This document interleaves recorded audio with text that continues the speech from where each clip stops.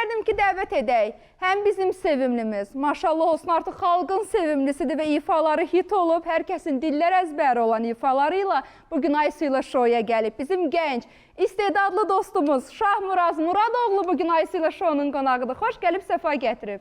Xoş gəlmişsiniz.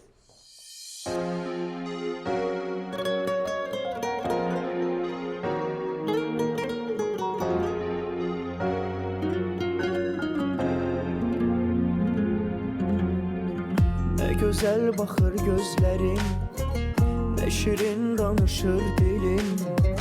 Hayat ne kadar güzel ellerindedir senin ellerin.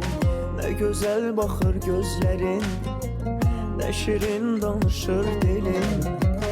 Hayat ne kadar güzel ellerindedir senin ellerin. Yüreğime vurulan mühür sen, hayatımın hediyesi sen. Gözlerimi güldürürsen, sen sevginin özü sen. Yüreğime vurulan mühür sen, hayatımın hediyesi sen. Gözlerimi güldürürsen, sen sevginin özü sen.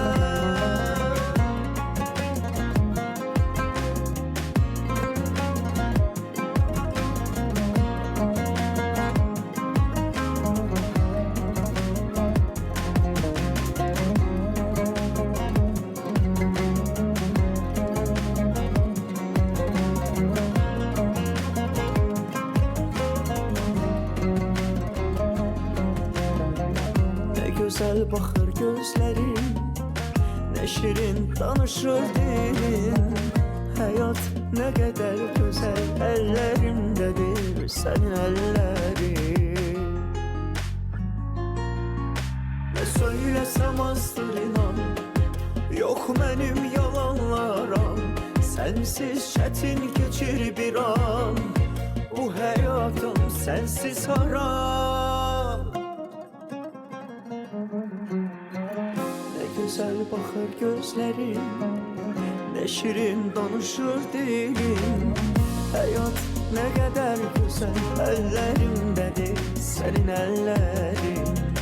Ne güzel bakır gözlerin, ne şirin danışır dilin. Hayat ne kadar güzel ellerimdedir senin ellerin.